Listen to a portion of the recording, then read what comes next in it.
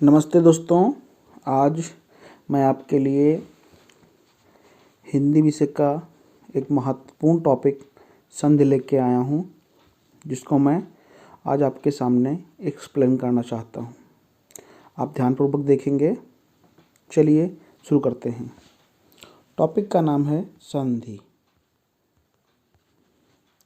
संधि को हम दो प्रकार से लिख सकते हैं। ये संधि भी आपकी सही है और दूसरा तरीका संधि लिखने का ये दोनों तरीका संधि लिखने का सही है। दो तरीके से संधि हम लिख सकते हैं। दोनों ही तरीके संधि लिखने के सही हैं। चलिए आगे देखते हैं। अब हमें ये जानना है कि संधि का शाब्दिक अर्थ क्या होता है। संधि का अर्थ क्या होता है। संधि का अर्थ क्या होता है। संधि का अर्थ। संधि का अर्थ हमें जानना है। तो संधि का कई अर्थ हो सकता है, जैसे मेल,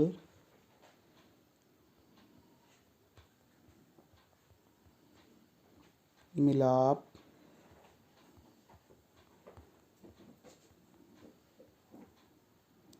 मित्रता,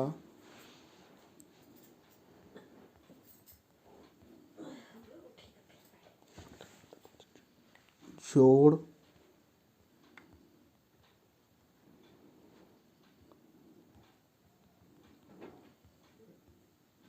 समझौता आदि। तो संधि का अर्थ होता है मेल, मिलाप, मित्रता, जोड़, समझौता आदि। संधि पढ़ने से पहले उसका अर्थ, विलोम ये जानना बहुत ही आवश्यक है। इसी दृष्टिकोण से मैं आपको ये बताते चलता हूँ। चलिए आगे देखते हैं। अब हम इसके विलोम की बात करते हैं। संधि के हम विलोम की बात करते हैं कि विलोम क्या होता है। अगर हम संधि का विलोम की बात करें तो इसका विलोम, संधि का विलोम होता है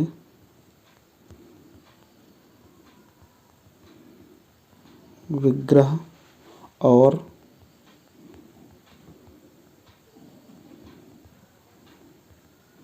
विच्छेद। ये संधि के दोनों विलोम होते हैं। आपने देख लिया कि संधि का अर्थ क्या होता है। संधि का अर्थ होता है मेल, मिलाप, मित्रता, समझौता, जोड़। और आपने देखा कि विलोम क्या होता है, विग्रह होता है, विच्छेद होता है। ठीक, इतनी बात क्लियर है। ठीक, चलिए फिर आगे चलते हैं। हम आगे बढ़ते हैं। अब हम संधि की परिभाषा देखते हैं। आप हेडिंग डालेंगे परिभाषा। संधि की परिभाषा। परिभाषा मैं बोल रहा हूँ, आप लिख सकते हैं कि दो वर्णों के योग से कोई बदलाव यानी कि विकार होता है तो संधि बनता है, संधि कहलाती है। अन्यथा वह संधि नहीं है, वह एकमात्र संयोग है। कंडीशन क्या होता है कि जब पहले पद का अंतिम वर्ण या अक्षर और दूसरे पद का प्रथम वर्ण कोई बदलाव कर दे, मिलने से कोई बदलाव कर दे, तो वहाँ संधि हो जाती है। यह बदलाव अपने स्थान पर होता है तो उसे प्रधान संधि कहते हैं, और यदि विकार अन्य स्थान पर हो रहा हो तो उसे गौड़ संधि कहते हैं। महत्वपूर्ण बात है कि यदि बदलाव अपने ही स्थान पर होता है तो उसे प्रधान संधि कहते हैं। यदि विकार अन्य स्थान पर हो रहा होता है तो उसे गौड़ संधि कहते हैं। देखते हैं आगे कि संधि के प्रकार कितने हैं और संधि कितने प्रकार से हो सकती है। संधि कितने प्रकार से हो सकती है, जैसा कि अभी आपको परिभाषा में बताया गया कि संधि वर्णों के मेल से बनती है, संधि वर्णों के योग से बनती है। तो वर्णमाला में कुल कितने वर्ण होते हैं? वर्णमाला में कुल कितने प्रकार के वर्ण होते हैं? तो वर्णमाला में हम लोगों ने पढ़ा है कि क्या क्या होता है। हम सभी जानते हैं कि स्वर होता है और व्यंजन होता है और अयोगवाह होता है। इन तीन चीज़ों को हम जानते हैं, स्वर, व्यंजन और अयोगवाह।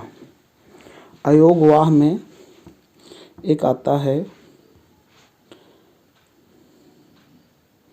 विसर्ग। विसर्ग आज हम इन्हीं के योग से होने वाली संधियों के बारे में अच्छे से हम पढ़ेंगे। चलिए आगे चलते हैं। क्या कंडीशन हो सकता है संधि बनने का? संधि बनने के 6 कंडीशन हो सकते हैं। कैसे कैसे? नंबर 1, या तो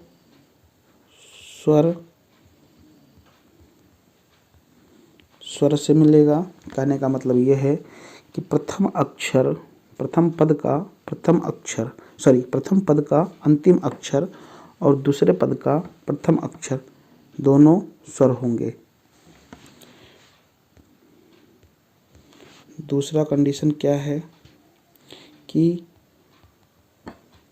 स्वर का मेल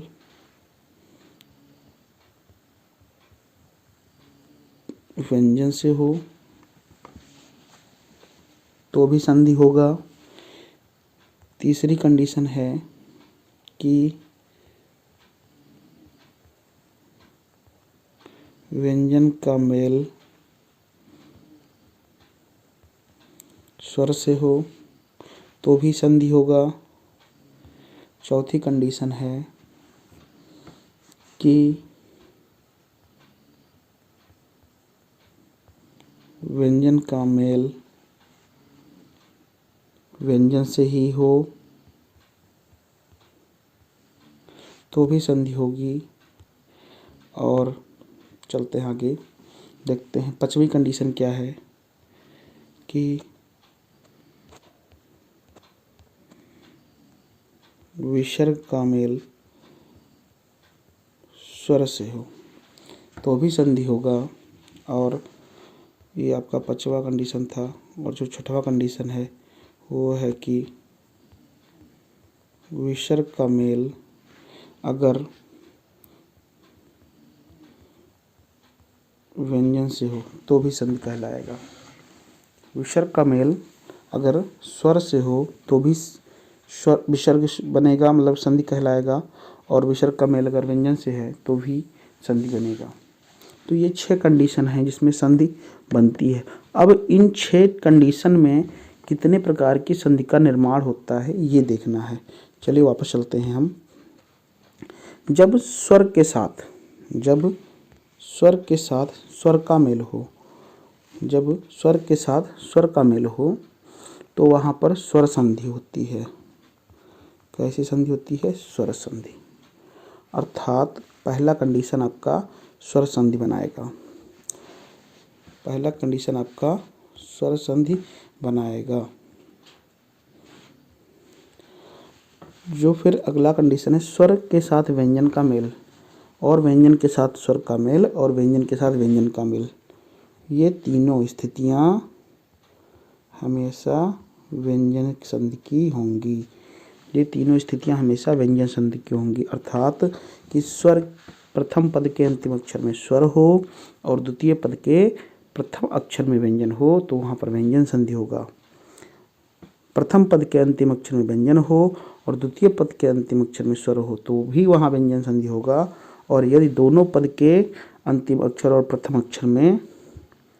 प्रथम पद के अंतिम अक्षर में व्यंजन और द्वितीय पद के भी प्रथम अक्षर में व्यंजन है तो भी वहाँ पर व्यंजन संधि निश्चित रूप से होगी। चलिए आगे देखते हैं। विसर्ग के साथ अगर स्वर है तो भी विसर्ग संधि और विसर्ग के साथ अगर व्यंजन है तो भी विसर्ग संधि। इन कंडीशन में आपका क्या बनेगा? विसर्ग बनेगा। क्या बनेगा? विसर्ग संधि बनेगी। तो ये कंडीशन जो बनती हैं इसमें स्वर, व्यंजन और विसर्ग संधि, हमें ये पता चला कि कुल मिलाकर संधि जो है वो 3 होती हैं। क्या? नंबर 1 स्वर संधि। पहली संधि स्वर का पता चला, जो कि स्वर के मिलने से स्वर संधि होती है। दूसरी संधि का पता चला कि व्यंजन संधि होती है, व्यंजन संधि। और तीसरी संधि का पता चला, व्यंजन संधि में क्या होता है कि जब स्वर व्यंजन से मिलेगा तो व्यंजन संधि होगा, व्यंजन स्वर से मिलेगा तो व्यंजन संधि होगा, और अगर व्यंजन व्यंजन से मिल रहा है तो भी व्यंजन संधि होता है। आपको पता है कि संधि कहाँ होती है? प्रथम पद के अंतिम अक्षर और द्वितीय पद के प्रथम अक्षर पर, दोनों के मिलने से संधि होती है। और तीसरा जो आया वो आया विसर्ग संधि। विसर्ग संधि। ये इतनी बात बिल्कुल क्लियर है।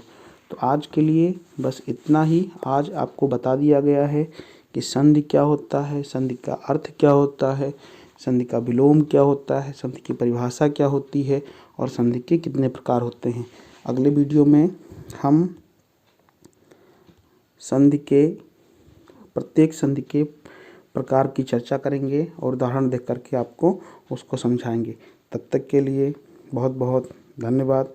आप वीडियो को लाइक करें, सब्सक्राइब करें और शेयर ज़रूर करें। Thank you.